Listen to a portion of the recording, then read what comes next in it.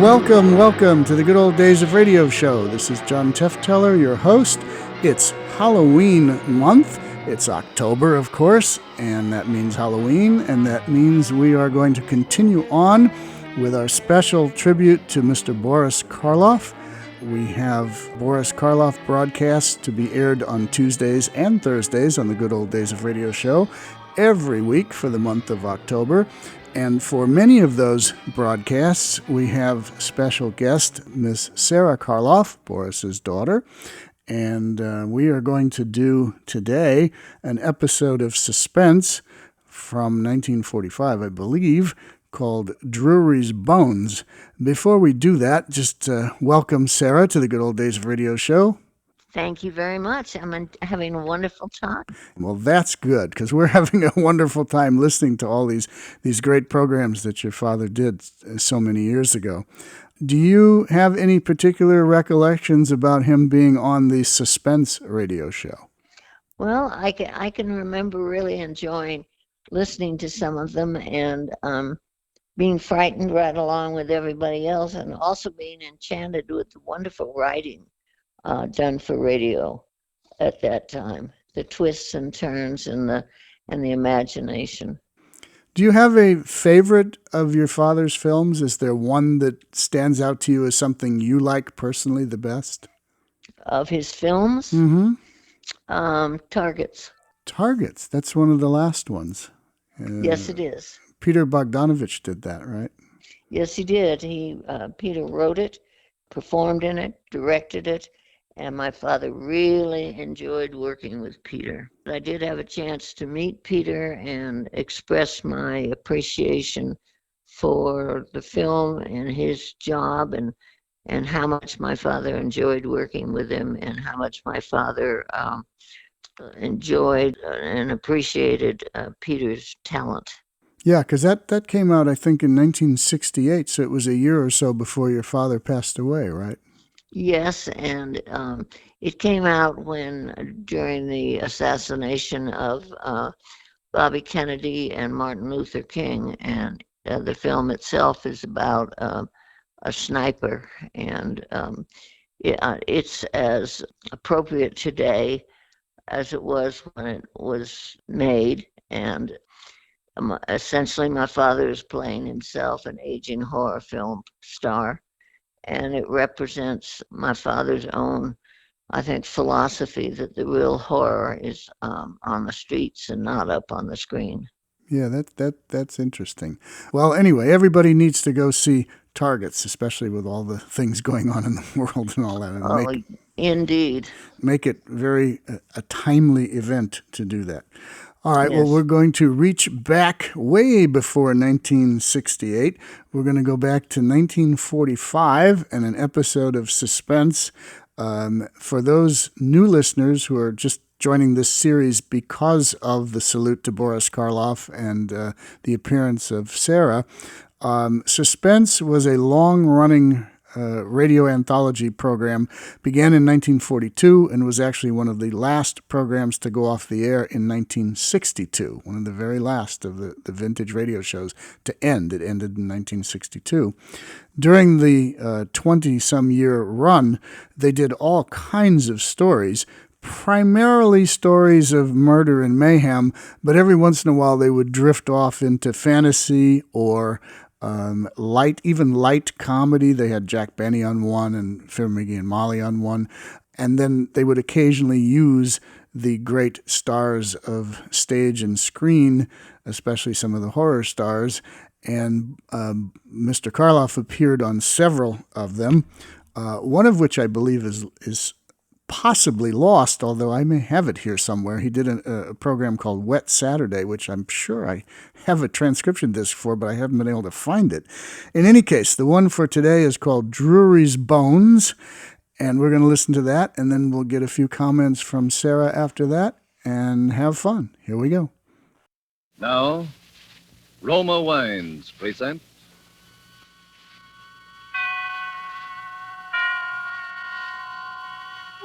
Suspense. Tonight, Drury's Bones, starring Boris Karloff. Suspense is presented for your enjoyment by Roma Wines. That's Roma, Roma Wines. Those excellent California wines that can add so much pleasantness to the way you live, to your happiness in entertaining guests, to your enjoyment of everyday meals. Yes, right now a glass full would be very pleasant, as Roma Wines bring you Suspense.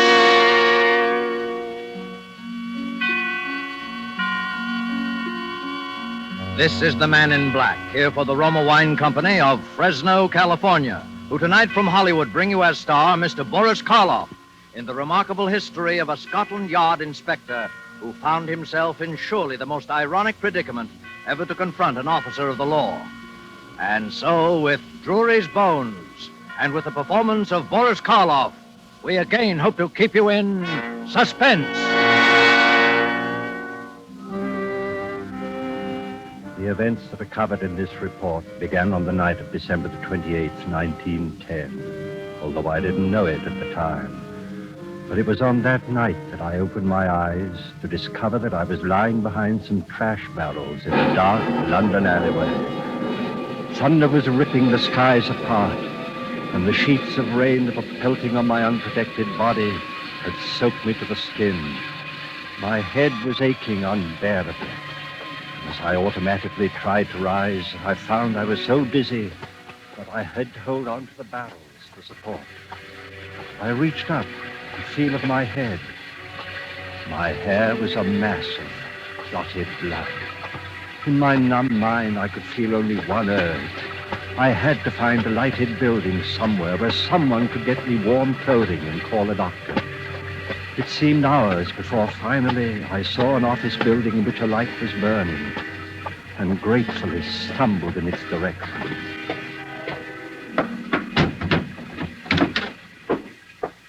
Listen to this, Peters. It's a report from the... Why, who are you? I beg your pardon. Great heavens, man. Come over here by the fire. Here, I'll give you a hand. Here, let me help you. That's it. Good Lord. Look at that head. Peters. Yes, sir. You better call the doctor. Right, sir. Let's get some of these wet clothes off, eh? Yeah. Easy now.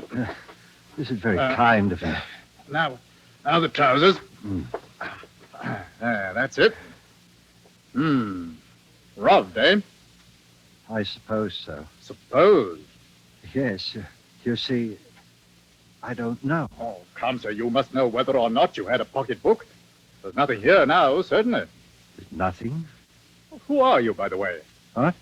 I say, let's have your name. My name is... My name? I don't know my name. I don't know! I must have fainted, because the next thing I knew, I was lying on the couch in the office, covered with warm blankets and slowly returning to consciousness. My benefactor and the doctor were talking in hushed voices near the bed. You say no identification on him, eh? Nothing except these. I found them under his hatband. 2 ticket stubs, Drury Lane Theatre, December 24th, 1910. Have you checked there? Oh, there's no possible way to trace them. We'll have to call him something. Yeah. Drury, that's it. After the Drury Lane. And Terence after you, Inspector Terence Drury. Oh, very well. How long do you suppose this condition will last? Amnesia? No way of knowing. I'd suggest a bit of rest and then some kind of absorbing work. Not strenuous, of course. Mustn't be allowed to brood, you see. Danger in this sort of thing lies in a man's working himself into a genuine psychosis from worry. I see. I say, Carruthers, why don't you put him to work here? At least until you locate his family. After all, you can't very well turn your back on the chap now that he's named after you. Well, as a matter of fact, it happens that I could use a new man around here very nicely. Well, there you are. And as to forgetting one's worries and absorbing work, I can't think of a better place in the world for a man to do that than Scotland Yard.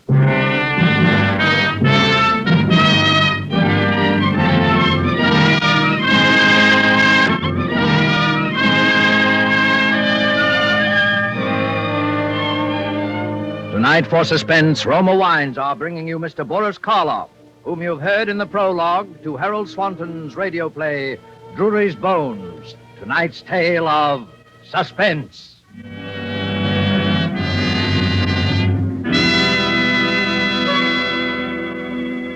This is Truman Bradley for Roma Wines.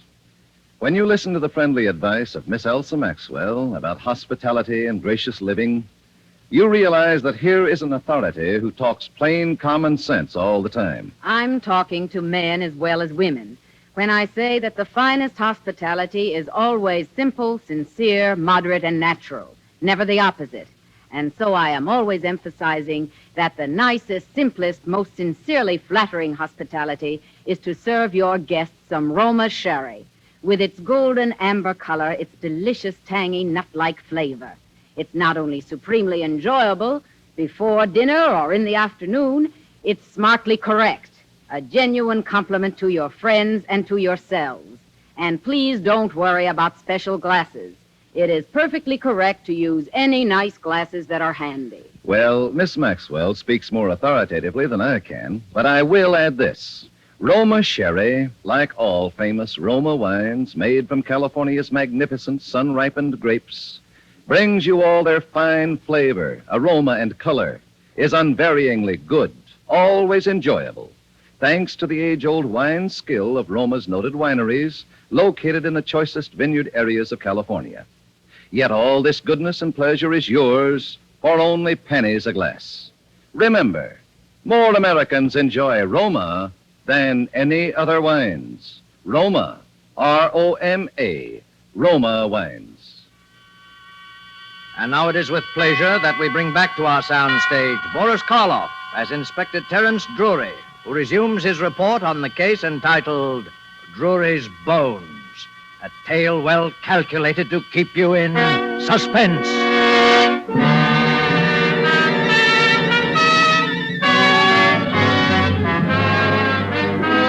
It was an amazing stroke of fate that brought me to the London office of Scotland Yard on that dreadful night of December in 1910. For I'm sure that nowhere else could I have had more kindness and understanding. Of course, at first the strain was almost unbearable. I had absolutely no recollection of my past. Had no idea who the man was who lived the first 30 years of my life. Or was it 40? Or 20? I never knew. But Carruthers judged me to be about 30, so I came to regard that as my official age. And he was ingenious in providing interesting work for me. And during the days that followed, I became so absorbed in the tide of fascinating cases that flowed across my desk that I had no time for thought or reflection on my plight. My own dossier at last reached what is called the inactive file and was gradually forgotten. In short, my present and my future became so interesting that I came to regard my past as a closed book. And so it was, as a full-fledged inspector, I reported one day in May of 1930 to Chief Inspector Carruthers. Oh, hello, Drury. Have a chair. Thanks. Cigar? Yes, I will, thank you. Havana, eh? Decently prosperous for a Scotland Yard man, Inspector. Sure you're not involved in a scandal of some sort? I'm sorry, old boy. Gift from my niece. Have a light. Only one other conclusion, then. You're about to cancel my holiday. Well, as a matter of fact... Murder in Soho, I suppose. No, not in Soho. In Clovelly. Clovelly? Clovelly? That's a fishing village in Devon. That's it. Bit of a resort town, too, you know. Thought you might be able to combine business with pleasure. I do need a rest, you know. Now, I have here a letter from a Mr. John Stanhope, who resides in Clovelly. It seems he unearthed a human skeleton in his backyard, apparently buried there for years. Oh, it'll just be a matter of securing a routine report on the case, perhaps questioning this Mr. Stanhope and possibly a few of the local residents. And you can pop down to Torquay and bask in the sun for a few days. Ever been in North Devonshire? I avoid it religiously. I'm allergic to moors. Well, what do you think of it? Well, if it were anyone else but you, Carruthers. I suppose I better write this all down. John Stanhope, right? Mm-hmm. Do you have his address? Oh, there's no such thing as an address in Clovelly. There's only one street. You won't have any trouble finding it. Oh. From what I hear, the townspeople will be quick enough to tell you all about the place where the bones are buried.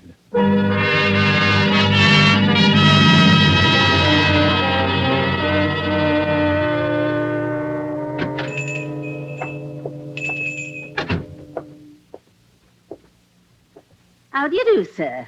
Welcome to Clovelly. How do you do? My name is Drury, Scotland Yard. You'll want a single, I expect. Yes, if you have one. Just sign the register, please. Very well. There. I understand that Mr. John Stanhope was to leave a message here for me. Oh, you must be here about the bones. Yes. Some excitement they've caused, I'll tell you. What with the Ashley Nortons' disappearance, a dark mystery these 20 years and all. Who were the Ashley Nortons? Lived in that house 20 years ago, they did. That would be just about the time the body was buried, wouldn't it, sir? Yes. Did you know them? Never did see her. Saw him once or twice. Strange pair they was. Unsociable. Keeping themselves to themselves night and day in that house on the cliff. No telling what went on behind them doors. What do people think went on? There's some that thinks that what went on was murder. Murder? Why? There's those who knows the reasons better than I. I'll leave it to them to tell. Very well. Let's see. I signed this book too, don't I? Oh, no, sir. That's our permanent register for new guests. But you've been here before. I? Why, no. I've never been here before in my life. Oh, that's odd. For a moment, I thought I'd seen you here before sometime.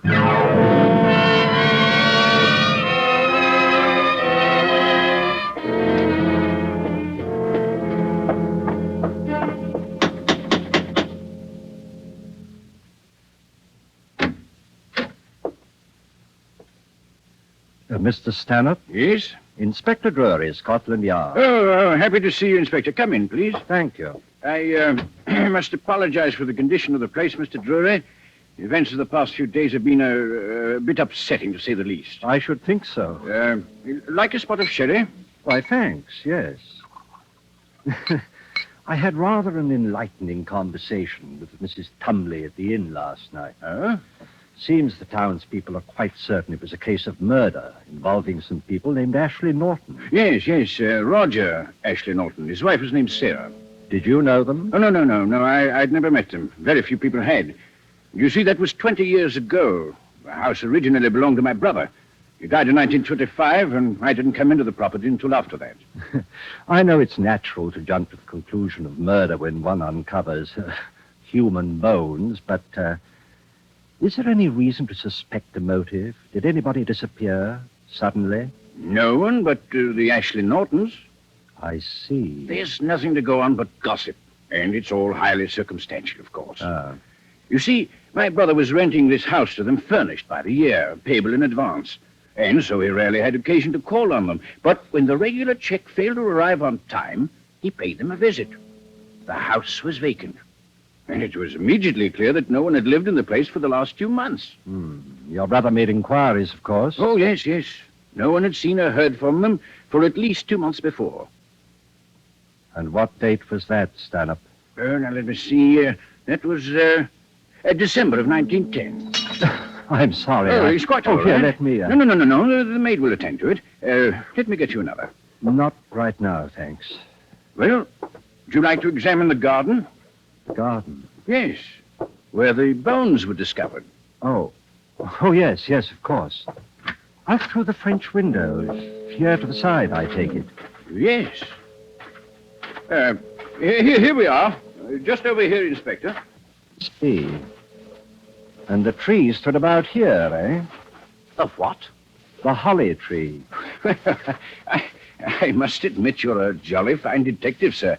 The gardener discovered the body while removing the dead holly tree, all right, but I wasn't aware that I mentioned the fact to Scotland Yard.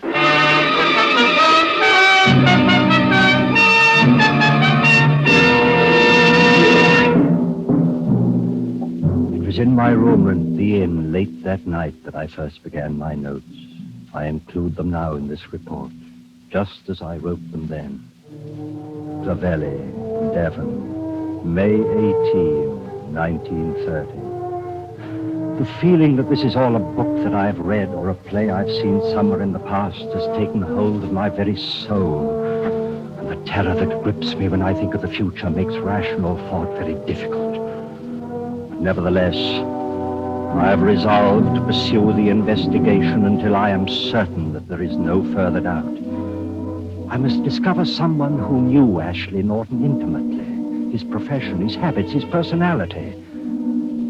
I think I must risk tomorrow another talk with Mrs. Tunley. But meanwhile, I shall withhold any further report to Carruthers.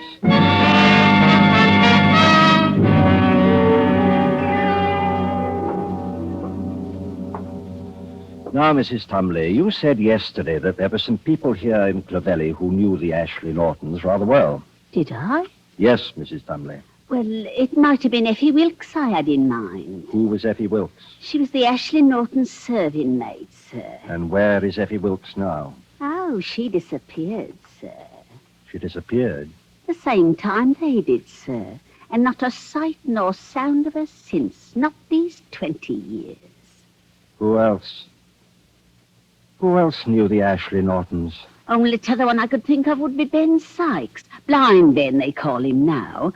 But he could see then right enough. And where is he? Oh, he's hereabouts. Gone to Bideford with his nephew today. But he'll be back Wednesday, if you'd care to speak with him, sir. Did he work for the Ashley Nortons? In a manner of speaking, sir. He helped out with the experiments. Experiments? Oh, yes, sir. Mr. Ashley Norton was quite the scientist. Or so he said. What did Ben Sykes have to do with these experiments? Oh, he got things for them, sir. What sort of things? Live things, sir. Live things? Rabbits, animals, such like things, sir. Oh, is that all? No, sir. If you ask me, that wasn't all. What else? There was human beings, sir. Human beings? Yes, sir. What human beings? Why, I would say, sir, the nearest ones that came to hand. What do you mean? Oh, I'm sure you know much more about this than I do, sir. But they do say those bones were the bones of a woman.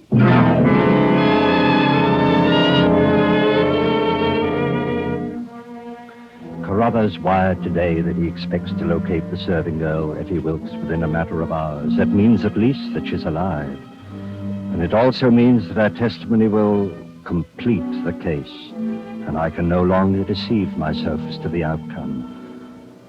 I don't quite know why I sent Carruthers the information about Effie Wilkes, knowing as I do that I'm endangering myself by that action. Perhaps there's something of which I'm still just a little proud. I'm still primarily a detective.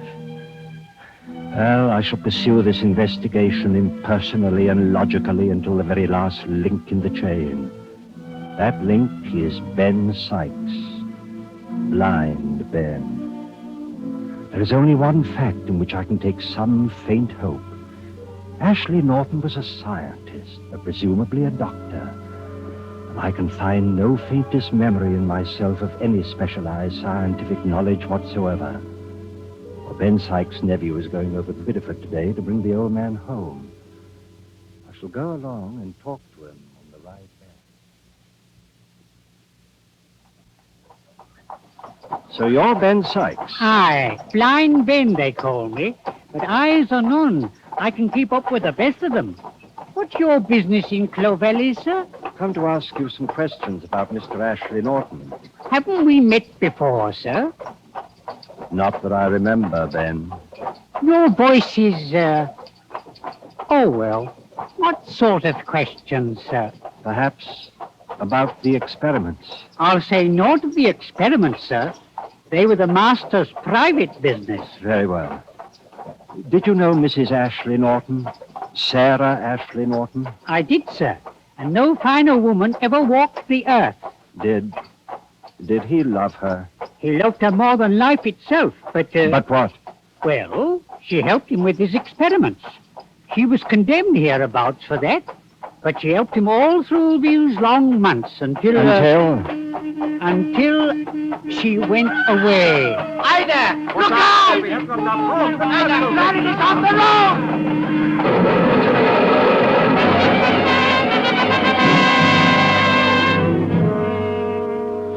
last I remember was the sickening sway of the wagon as it overturned in the ditch to the left of the road. I must have hit my head on something and lost consciousness just for a moment. Help me with him. Otto! Oh, I say, the nasty gash on his leg there. What about the other? Take care of Ben. I'll look to the inspector. Right. There you are, old fellow. Inspector! Inspector, you all right, sir? I believe so. Here we are. There you are, sir. Thank you. Is Ben all right? Oh, he's hurt. His leg. I've sent for the doctor. Let me have a look at it. Oh, yes, sir. No, don't roll it back. Huh? Now, get me a knife. Oh, here you are. Now, help me with this. Here. Ah. That's it.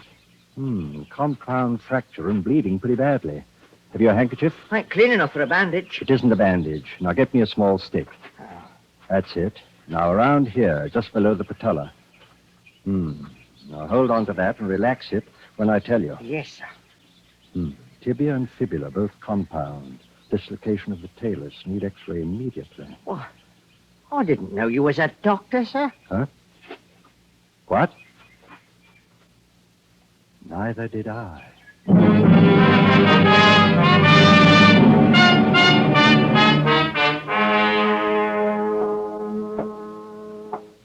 How do you feel, Ben? Much better, Mr. Drury. Thanks to you. She twitches now and then. You'll be all right once it's set. Lucky you was with us, sir. Ben, you were going to tell me about the last time you saw Mr. Ashley Norton. Do you remember? Yes, sir. I remember it well. He was going up to London, to the theatre, he said. Was he going alone? Yes, sir.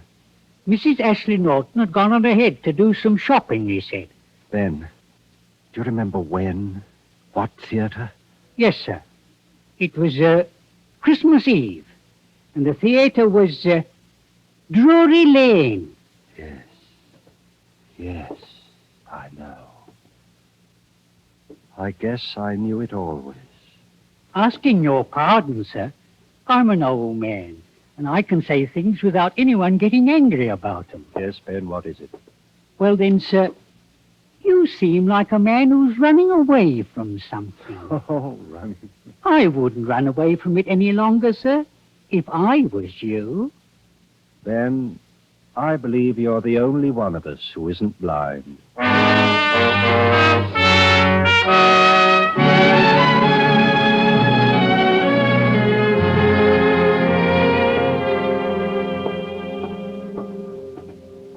Hello, Drury. Well, welcome back.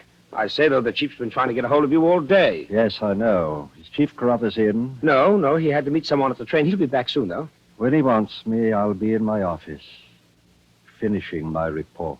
Oh, that's so. You've been on a case. Murder, wasn't it? Did you catch the fellow? Yes, I caught him.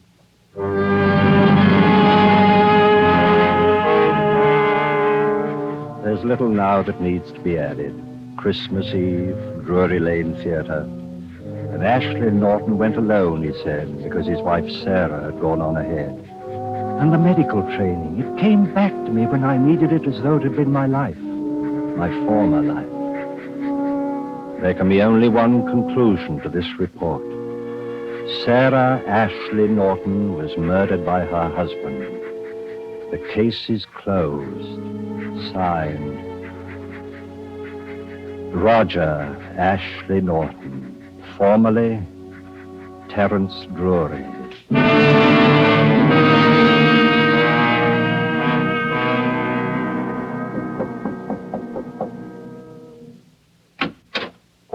Oh, come in, Drury. I've been expecting you. Yes. Here's my report, sir. And there's time enough for that. If you don't mind, I'd rather you read it now. I'd like to get it over with. Yes, but, you know, we finally traced the serving girl, Effie Wilkes. Yes.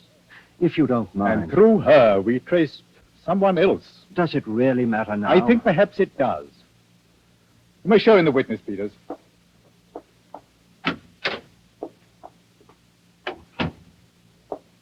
Yes. Yes, it is. Roger. Oh, Roger. I beg your pardon, but who? Roger, don't you remember me? Remember you. I only remember that you were someone who was once very dear to me. And now it's too late. No, Roger. No, it isn't too late. I'm... Sarah. Sarah. You see, Drury, or rather Mr. Ashley Norton, it seems you and your wife did go to the Drury Lane Theatre on that Christmas Eve 20 years ago, and that very night you were both to go on to Paris. Then at the last moment you ran into some chap who begged you to deliver a lecture the next day. You agreed, and Mrs. Ashley Norton went on ahead. You were to meet her in Paris in 2 days. Oh. When you didn't come, I checked with the steamship company, and they said your ticket had been used. The thief who robbed you must have used it, but I couldn't know that. I thought you must be somewhere in France. The French police tried to trace you for years. Then I thought you must be dead. Oh, Roger. My dear. Sarah, do you suppose you could call me Terence? I've got used to it, you know, and... Very well, Terence. You haven't changed very much, really. I suppose you haven't either. By the way, I had excellent taste in women in those days. Oh, my dear. Oh, and can you ever forgive me? Forgive you? For what? The bones. Oh, the bone. Yes, Well, I suppose if that Mrs. Tumley hadn't been so nosy, I wouldn't have done it. But I was afraid if they found it in the house, it would look even worse. So that's why I did it. Did what? Buried your demonstration skeleton in the backyard, under the holly tree. What? Oh!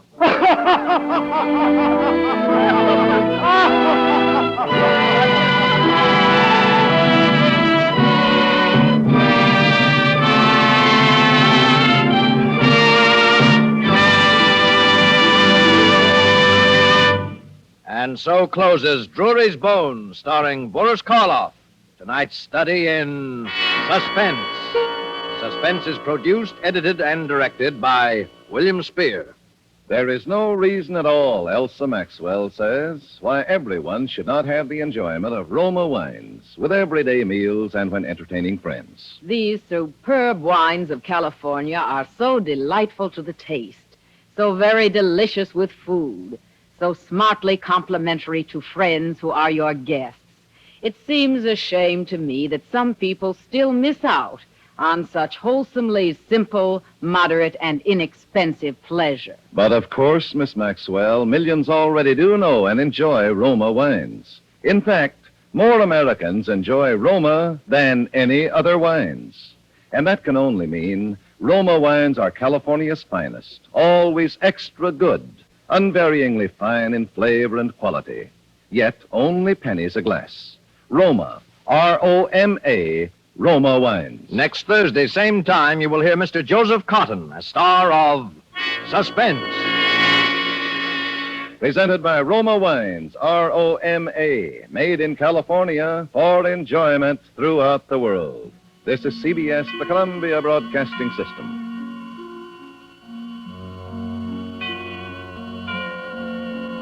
All right, from January 25th, 1945, Drury's Bones from Suspense. And we have our special guest, Sara Karloff, here. What'd you think of that one, Sarah? Had me fools. And I expected him to be the bad guy as always. Yeah, well, not always, I guess. Well, that's right. I guess not. Oh, my goodness. Another wonderful twist. Yeah, they were good at twists on some of these shows. This was done about the time your father was working with Val Lewton on The Body Snatcher. Do you have any particular comments about Val Lewton or The Body Snatcher? I know he was delighted to be able to work with Mr. Lewton. They became good friends. They were both very well-read people. I know my father had great regard, great respect for Val, and he felt that working with Val Lewton saved his career. in his opinion, in my father's opinion, because the three films that my father made with Val Lewton were really fine films with good scripts, well shot. He felt that it got him away from really not so good films, that the horror genre was going out of style, and that the films he made with Val Lewton were well written, well directed, and well acted, and he really enjoyed working with him. Well, The Body Snatcher is one of my favorite of your father's films. I think it's a terrific script and a great performance, and it holds up really well watching it recently. Yes, it does. But all three of them are fine films that he made with Val Lewton. Yeah, I'm going to have to watch the other two. I haven't seen them in a long time, but The Body Snatcher I watched recently. Actually, my whole family watched it, and we all really, really thought it was a great film, held up really well. So, yeah, and of course he's doing radio, he's doing probably stage work, all of this stuff simultaneously. It must have been quite a stressful lifestyle. Well, I think it was very rewarding to my father to get really good work to do, and I think my father's acting in the Body Snatcher was really fine performance, and everybody gave him great accolades for that performance. And again, it gave him a chance to work with Bela. Yes, that's right. Bela Lugosi was also in The Body Snatcher with him. Mm-hmm. I don't know if you know this, but when you did a radio show back then, like Suspense, it was not just show up on Thursday night and do the show. They would have a table reading a few days before the broadcast where the cast would assemble and actually go through the script with the director and producer, and they did a reading, and then they would come back the next day and do a dress rehearsal, and then the following day would be the actual broadcast, and in the case of these shows, they were done live, so they had to do two broadcasts. They would do one for the East Coast, and then they would come back 3 hours later and do a second one for the West Coast. So in some cases, we have two separate recordings of some of these programs. We have an East Coast version and a West Coast version. Sometimes the West Coast versions are a little more raucous because the cast had plenty of time to go out for dinner and perhaps have a few drinks and come back and do the second one. Oh, I love it. I didn't know that. Oh.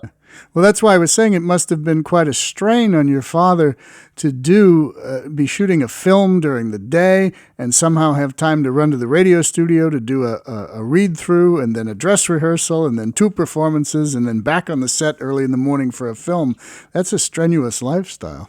Yes, it is. It is. But my father loved to work. He really, he was a consummate professional, and he felt he was jolly lucky to be able to spend his life doing something he really, really loved, and that was to work. It's just amazing how much was accomplished in a person's life at that time if they were busy and active in the industry.